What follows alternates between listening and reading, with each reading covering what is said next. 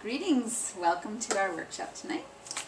Tonight we are focusing on headaches, and I want to just fess up right from the beginning and be completely transparent that I am not here to rehash and review all the things that you can go read about or that you can, hear about from everybody else. I want to cut right to the chase tonight. And I want to discuss the things that I do, the unique and specific things that I do with my practice members to get results with headaches. We're just going to cut right to the chase, okay?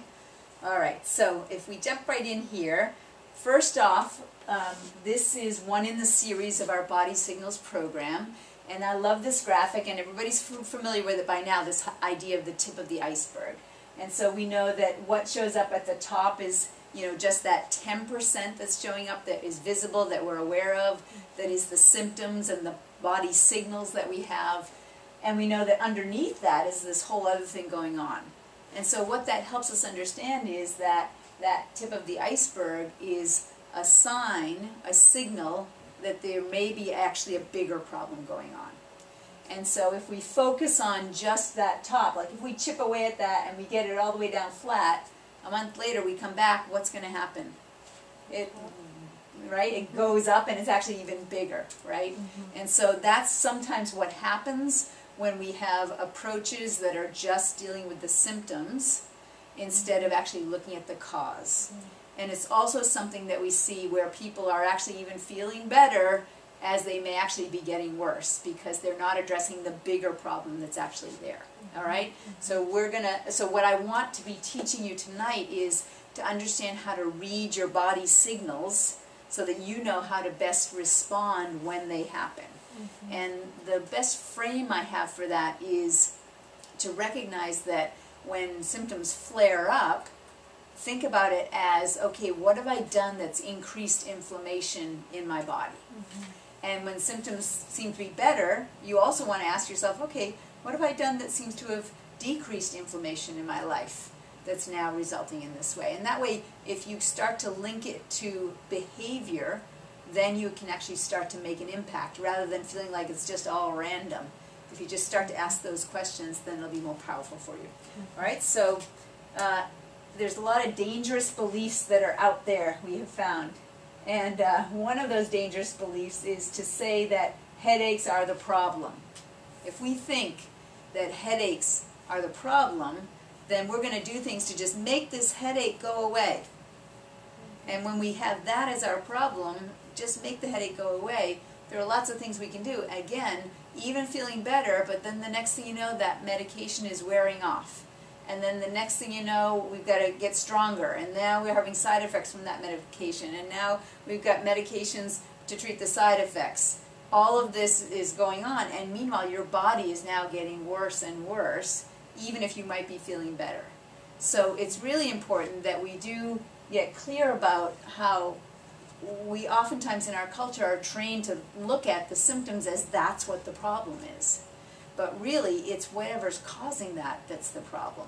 And so we want to dive deeper and get to the underlying causes. So that's what we're going to focus on tonight is what are those underlying things that are happening that result in these body signals of headaches. And again, just looking at this illness-wellness continuum, I think it's a really important paradigm that we want to look at. And so essentially the idea is, here's death over here, here's not sick, and here's health. So we have neutral in the middle, and then we have health on this end. And so I kind of think of it as there are three zones here.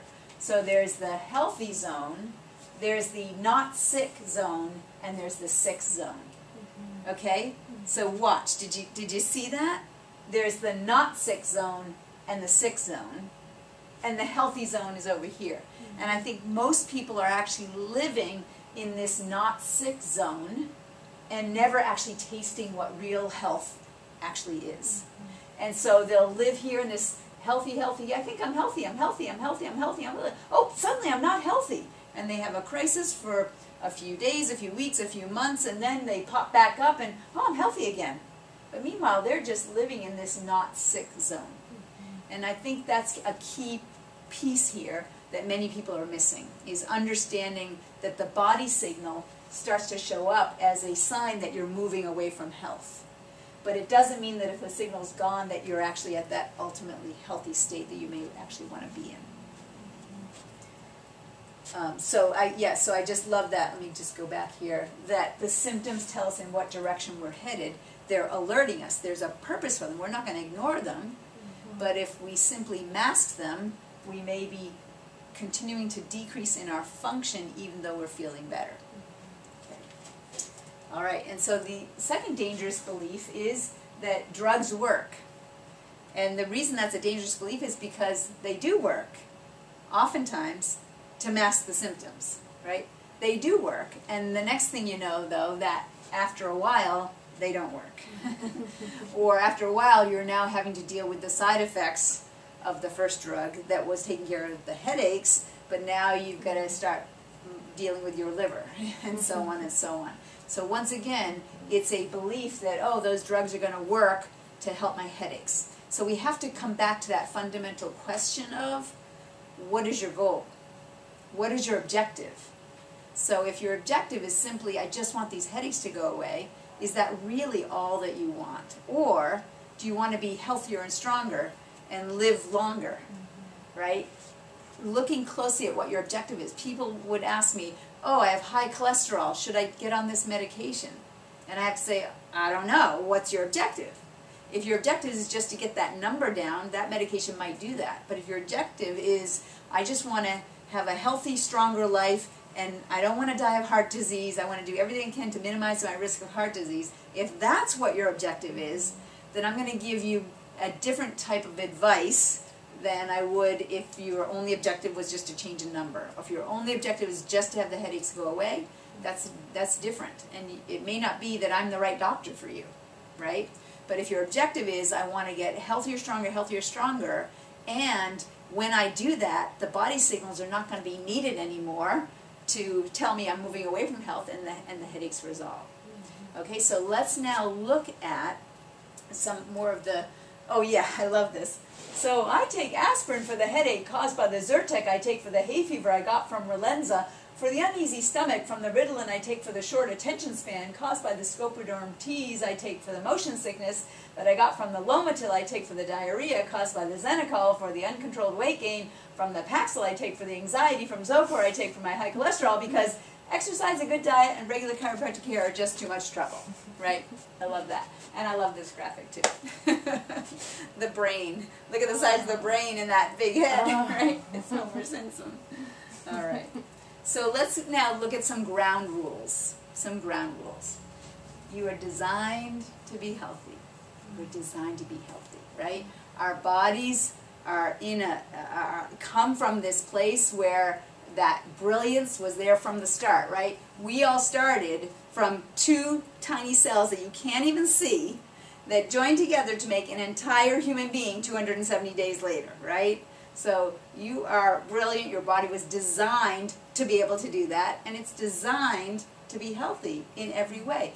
There's an intelligence that is in every cell that started from the two genomes that joined together. There was intelligence there, and it joins together, and that intelligence is in every cell of your body. All the intelligence that your body needs to be healthy and to be able to heal already exists in all of those cells in your body, right? It's already there. You are designed to be healthy, so that then when you eat that food, right, the amino acids and the fatty acids, they go to the place that they're supposed to go to, right?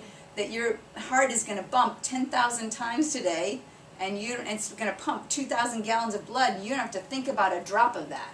You're going to take 10,000 breaths today. You don't have to think about a single one of them. It's all designed to work in a healthy way. You are designed to be healthy. And you are intelligent. That brilliance is there in every single cell. And it's expressing itself continuously through those cells. And how do we know that we're intelligent? Because we have 3,700 generations before us of successful, healthy human beings, or we wouldn't be here. Research tells us that 99.6% of us have the genetic makeup that we need to be healthy as long as that's being expressed in a healthy environment, in the right environment over time, right? We're designed to be healthy, and we've got that intelligence that is present from the very beginning. And it is our nervous system that controls and coordinates everything. So that intelligence is coursing over our nervous system to be able to control and coordinate every function in our body. It's through our nervous system that we perceive the world, that we express our emotions, that we have control and coordination over all of our body parts, and it's through that that we adapt to the stresses and we adapt to our environment. And through all that is how we create our conscious reality. Like, that's how extensive the nervous system is, in charge of running everything. And that nervous system runs from the brain down our spinal cord, out through the nerves, so the messages are traveling from the brain through the cell to the cells and back again without interference. Then we get to be healthy.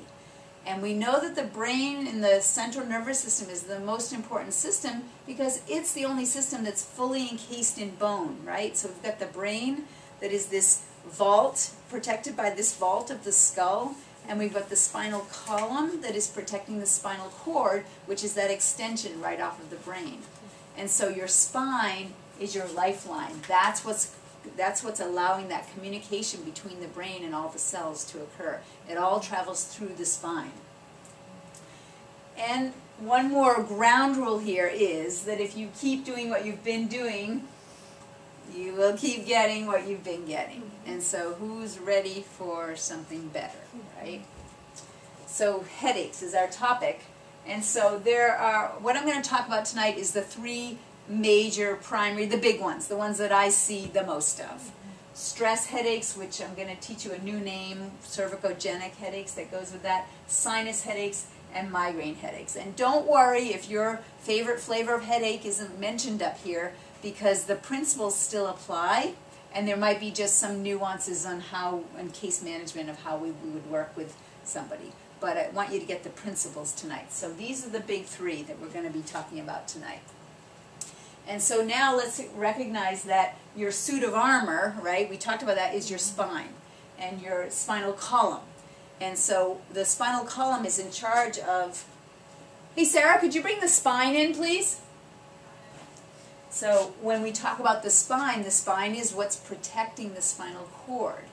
And any informed healthcare provider is going to know that optimally functioning health is going to be dependent on an optimally functioning spine and nervous system. And so we know the brain is sending the messages down through a hole in the bottom of the skull where the brainstem comes out, and the brainstem then continues into the spinal cord, and it goes right down the spine. And the bones of the spine, spinal column, are all protecting that spinal cord. And so you can see that these bones are all stacked up on top of each other, and when we look at it from the front, straight is strong. We want the spine to be straight when we look at it from the front. Straight is strong. If we had a bend in the spine, you know, if you put pressure now, downward pressure, gravitational pressure, it's just like a straw. You put a bend in that straw and put pressure on it, boom, that's the weak spot. But if it's straight, then straight is strong, and it can withstand that gravitational stress and even more than that. So that's from the side, and that's from the front. When we look at it from the side, it's a bit different, and we actually want to have curves in the spine, because the curves are what give us that spring in the spine, and the spring in the spine protects us from degeneration in the spine. So in between all of these bones are the discs, and the discs are separating the bones and creating the spacers for the nerve roots to come through. And that gives the space for those nerves so they can breathe and they can carry the information unimpeded out to the body and back to the brain, back and forth.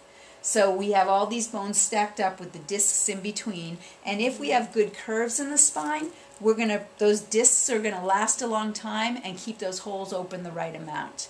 If we lose the curves in the spine, then we start to get more wear and tear, and we're going to talk about that a little bit later. So when a baby is born, it actually has a C shape to its spine. You put that baby on the ground, it picks its head up, and it develops that secondary curve in the neck. And then when that baby sees where it wants to go, it starts to move, and it drops the belly down, gets up on all fours, pushes up and gets on all fours, drops the belly down. And as it creeps and crawls, it develops that lumbar curve so that when it's ready to sit up and then stand, we've got these beautiful curves in the spine that are going to protect that spine for the rest of that person's life, as long as they uphold the integrity of that biomechanics by preserving those curves. Okay? And so all those nerves are coming out from the spine in between the bones, where those discs are the spacers, not shock absorbers, but spacers for those nerves. And so as long as those openings are intact so that the messaging can get through free and clear and those nerves can breathe, then we're going to have healthier function in the body. Now when we look at this as a fuse box, right, so we have, here's the central nervous system of the brain, and then the spinal cord going right down the spine, being protected by the spinal column. So we can see the central nervous system here. I got to tell you, I actually wish that the spinal cord was renamed the brainal cord.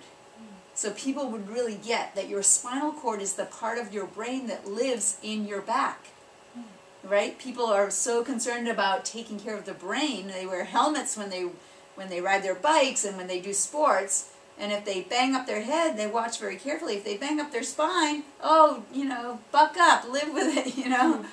And yet, remember, this is central nervous system tissue as well.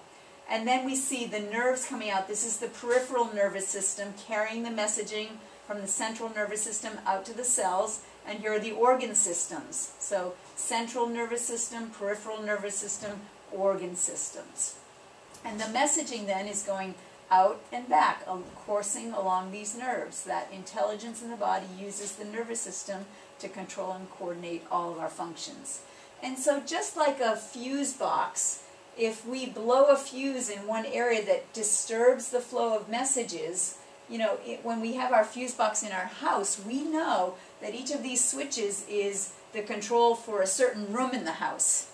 And so if suddenly that room, we lost the power in that room, would we go and try to check every light bulb and check the toaster and check the appliances if the whole thing just went out all at once? No. We go right to the fuse box to see what's going on. So chiropractors, we work with the fuse box. That's what our job is. And so there are, you know, we know what the map of the nervous system is. So we know if there's a fuse blown in certain areas, it's going to impact certain organs because of this map of the nervous system. And so when there is a subluxation, remember the disc is the spacer. If that disc gets inflamed, then it's going to start putting pressure on the nerves. And so let's look at what happens when there are subluxations. So subluxations are from jarring your spine, for example, or if you've jarred your spine and misaligned the vertebrae, you may also then have poor posture or have a desk job, so you're sedentary a lot, and life is happening as well that's stressful. So if we combine the jarring plus the stressful lifestyle, those two things combine together and we start to get these subluxation patterns that develop. So when we jar the spine and we get joint misalignment, that actually creates some damage to the soft tissue, which then is going to create some inflammation and swelling, which then is going to be irritating the nerves. And when the nerves get irritated, your smart body is going to then try to protect that. And so just think of it, if you had irritation to the nerve so that every time you were moving, that vertebra is out of alignment and it's irritating that nerve more and more, your smart body is going to grab onto those muscles, and those muscles that usually would be joint movers of the spine, they're going to switch into their secondary job, which is joint stabilizers. They're going to strap down that joint to protect it, to stop it from moving, so that you don't have continual damage happening, right? And so that, you know, you tell me, is that your body being smart or stupid, right? Your body's smart, and that muscle spasm is a smart thing to have happen to protect you. But hang on, aren't there muscle relaxants out there that we could take so that we could relax those muscles? Aren't there painkillers that we could take so we don't feel the damage happening? And so I'm feeling so good, and I can move around now as I'm continuing to tear up that tissue and create more and more damage and more nerve irritation. But I'm feeling good because I've got those muscle relaxers and I've got those painkillers going. I'm so smart. I've got that figured out. Do you see? Do you see? So muscle spasm is actually an intelligent process if the body has to strap down that joint to protect you. And it may mean that you just need to lay low for a little while to allow that healing to occur, and then the muscles can start to relax because the irritation is improved. And if we can correct that joint misalignment, then everything else starts to correct as well. And when the muscles spasm down, then they squeeze on the disc, and now without movement, the disc can no longer absorb water and get rid of toxins. It can't absorb nutrients and flush out toxins without movement. And so that lost imbibition means we start to have deterioration in that joint, where the disc starts to break down, the bones can start to break down, and the joints will get fixated then after that. And once they start to get fixated and we start to have scar tissue building up, then we have a chronic subluxation pattern as a result. And so here's an example of when there's a disc that has gotten inflamed, and we can see inflammation in the fibers. We can see here that disc oozing out, could be putting pressure on the nerves there. We can see the deterioration in the discs, in the bones that can happen, the osteophytes that occur there. And so all that is that degenerative process happening as a result of long-term subluxations. Long-term joint misalignments and interference in the nervous system. And so if we look at an x-ray of the spine, here's the x-ray, here's a drawing of the anatomy here. So we have the spinal cord coming down, we have the nerve roots coming out, and we can see that that disc is in between the bones. This is the bone, this is the disc, and in the area where we have the subluxation, we have pressure on the disc. The disc is now oozing out, and it's putting pressure on the nerve there. And if we took an x-ray of a spine here, we see, here's the jaw, here's the back of the head. We have C1, C2, C3, C4, C5, C6, C7, and we want to see, again, that forward curve in the neck, that spring in the spine that's going to protect you from degenerative change. But if we have a reversal of that curve, right, we can see in this one, there's also degenerative change that's already happening here, where the disc is very thin and there are bony spurs here that are happening. And so the subluxation causes nerve irritation and interference in your body's innate ability to heal and remain healthy. It starts to interfere with the messaging going back and forth that keeps you healthy and keeps you healing. So how do we know if we have subluxations?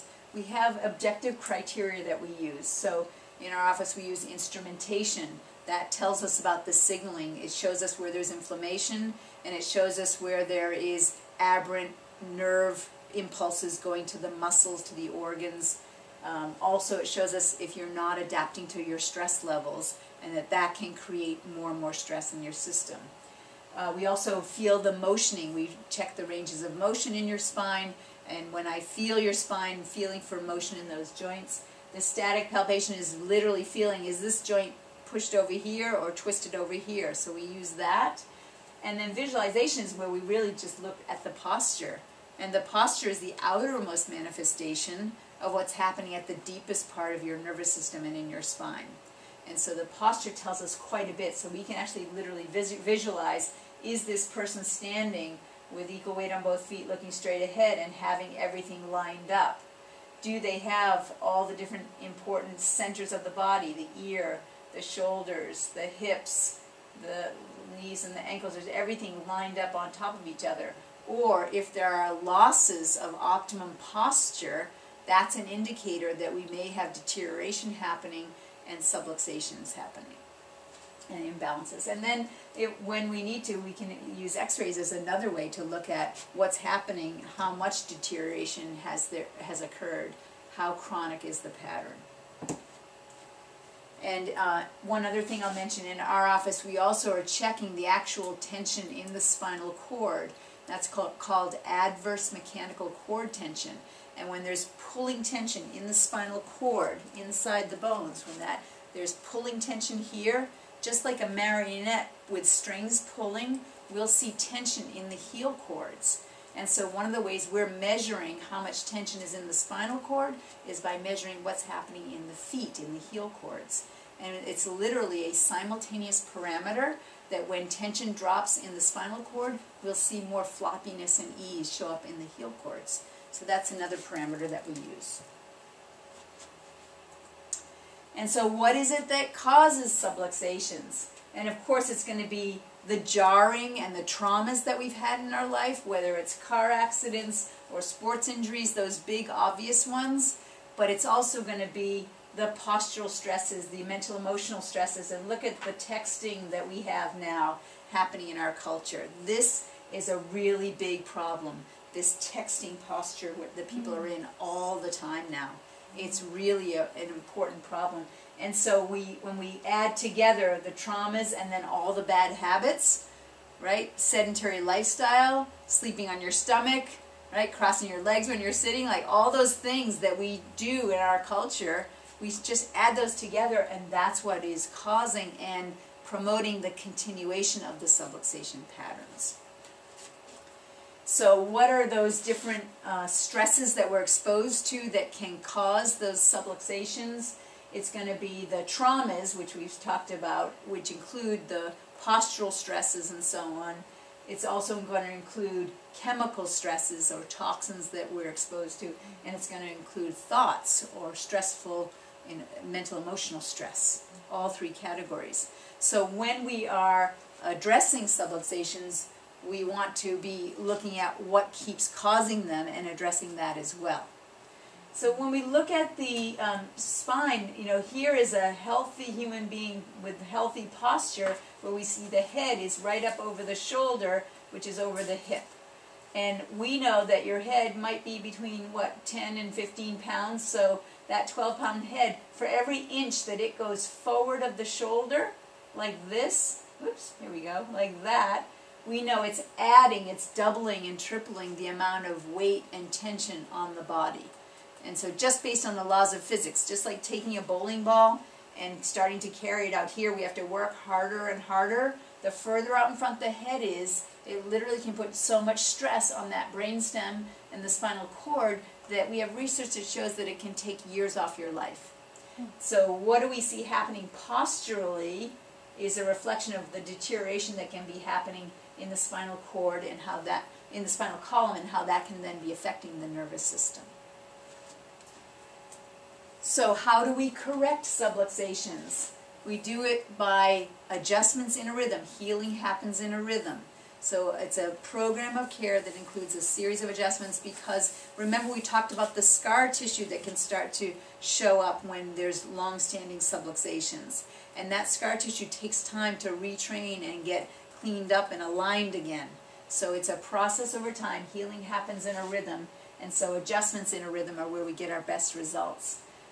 Second part of it in this three-legged stool of correction is exercises to strengthen the spine. Exercises to strengthen the spine. And then the third one is breaking the bad habits that are all those stresses piling on that keep recreating those subluxation patterns.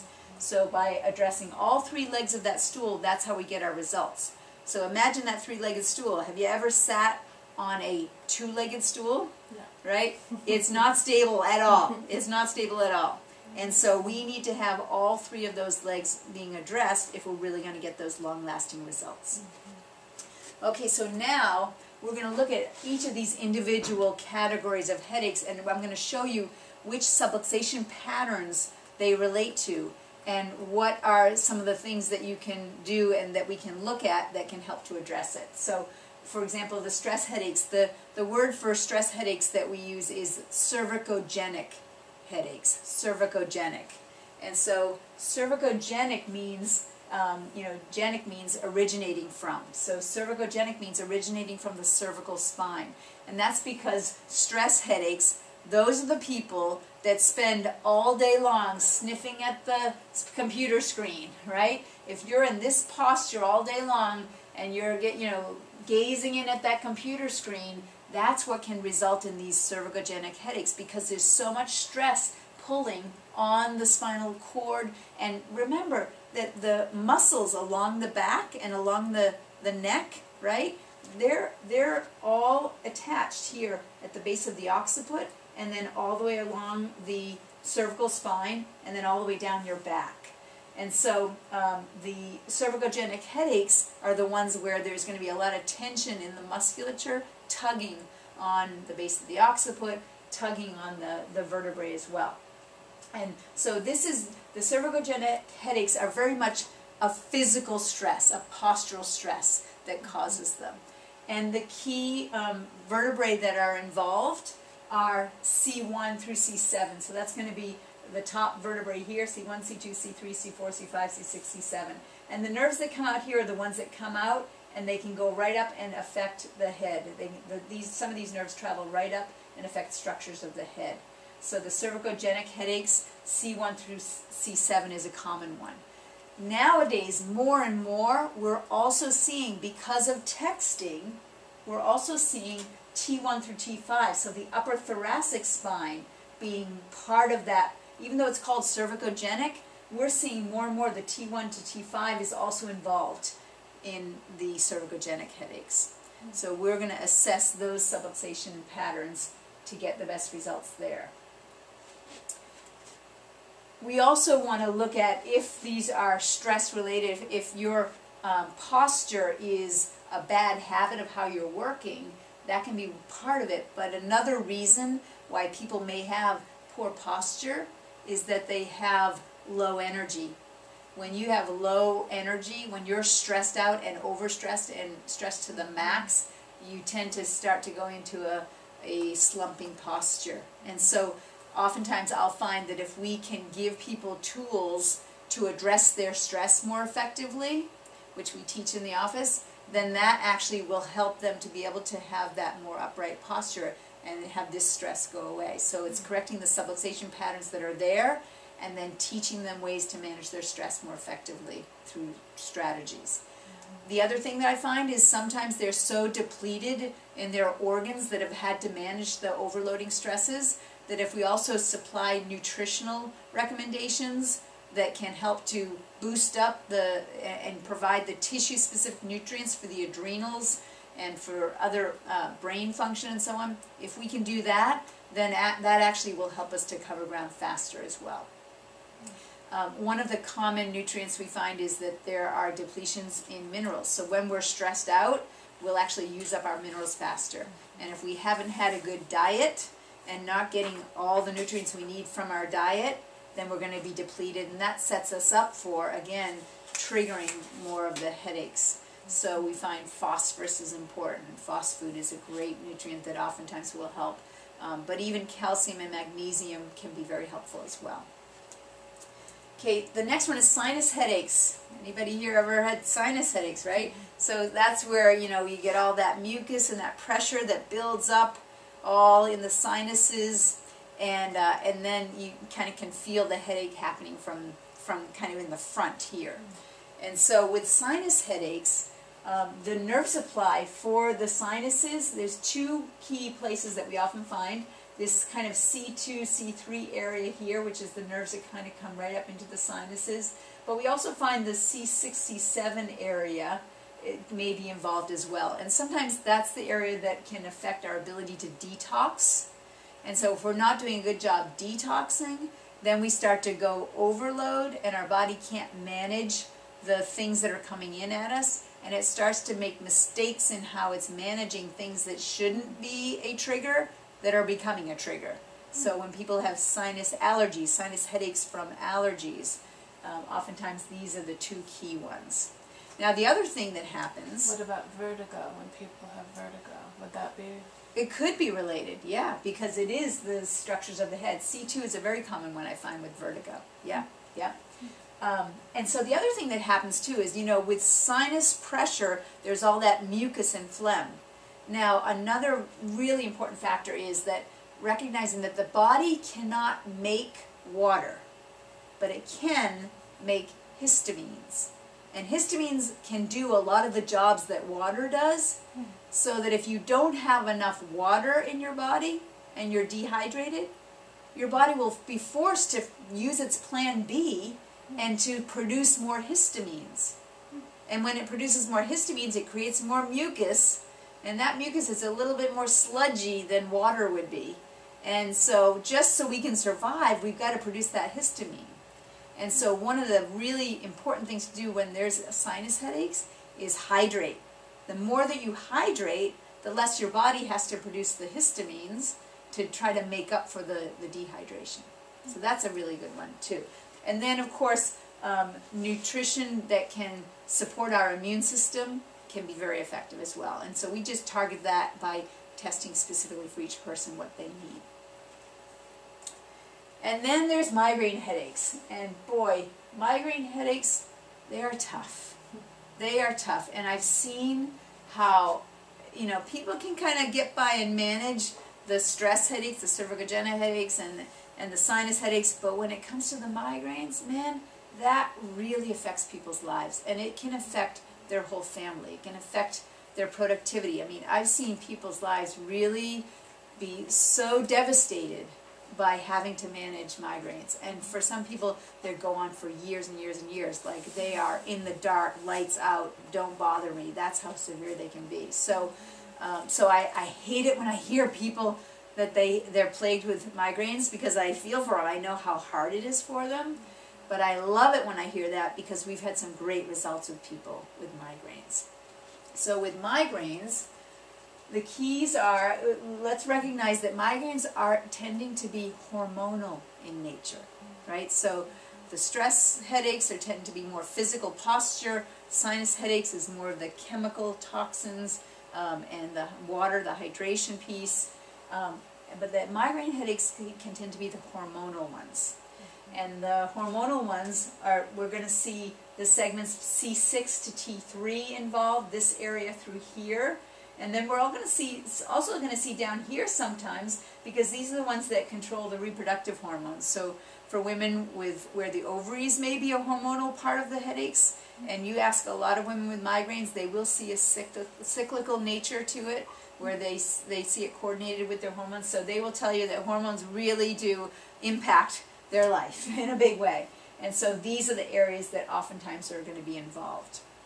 And then also, again, just looking at what can we do besides correcting the subluxations, or what could be continuing to reinforce and recreate the subluxations, we want to look at stress. So if you have a lot of stress, cortisol is a hormone, and that cortisol will start to impact the other hormones, because there's a whole cascade. The thyroid, C6 to T3, and even up to C4, I find sometimes, that's that nerve supply to the thyroid. So the thyroid hormone isn't functioning properly, and that can affect the migraines as well. And I know people, oh, I got tested and my thyroid is fine. And I will tell you over and over again that those tests many times I think are quite fickle and are not looking exactly at the right thing, or they're looking at it at a clinical level but not at an individual level of what's right for that person.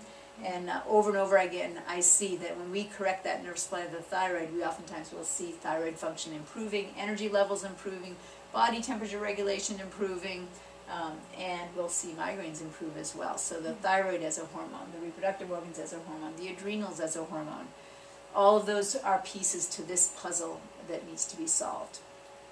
And then we have to recognize that our unnatural, unhealthy lifestyle that our culture has engineered puts lots of toxins into our system as well, which can actually overload our hormonal function. So we have lots of xenoestrogens, for example. We have lots of the plastics that we're exposed to, the perfumes that we're exposed to that are messing with our hormonal systems. That can be a contributing factor, so we've got to get that cleaned up as well. And so detoxing can be a really important part of that as well, to take the stress off the liver and take the stress, have the hormones get back into balance, and to reduce some of the hormone resistance that can accompany all that heavy metal toxicity and just burden, toxic burden that we're exposed to. And I love this. The pain starts in my husband's lower back, then it travels up his spine to his neck, then it comes out his mouth and into my ears, and that's why I get these headaches. Right? Stress of all kinds. So again, another dangerous belief is that there's nothing that can be done. And I know people that feel like they've tried everything. I've tried everything and nothing works. And they feel like nothing can be done. So I want people to know that first things first. Let's find out whether or not you actually have the subluxation patterns that are related to these types of headaches. And then if you do have distortion and a loss of the optimum biomechanics that we need in the spine, it's going to take some time to restore those biomechanics. I can tell you stories of people that have started chiropractic care with deterioration and really terrible curves in their spine, and that they've needed to be under care for a year, 2 years sometimes, just to restore the proper alignment in the spine. And it was only then that they finally were able to get the resolution of their headaches. It took a couple years. They had been suffering from the headaches for 20 years. And then they got under care, and it may have taken a year or 2 years to finally get the spine healthy enough that then their body could then take care of the function that was attributed to the headache, the dysfunction attributed to the headaches. And especially with the migraines, they seem to be the most persistent, that it takes the most work. And of course there's that dangerous belief, oh, your problems, they'll just go away if you ignore them, right? Yeah, maybe it will go away. 5 most dangerous words in the English language.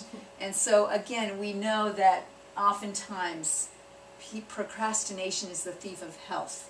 People think, if I just, it's not a good time, I'll get to it, and thinking, maybe it'll just go away. And we know that subluxations, even if the headaches are coming and going, if the cause of those headaches are subluxations, and the subluxations are there and not being corrected, then that can lead to that degenerative change over time.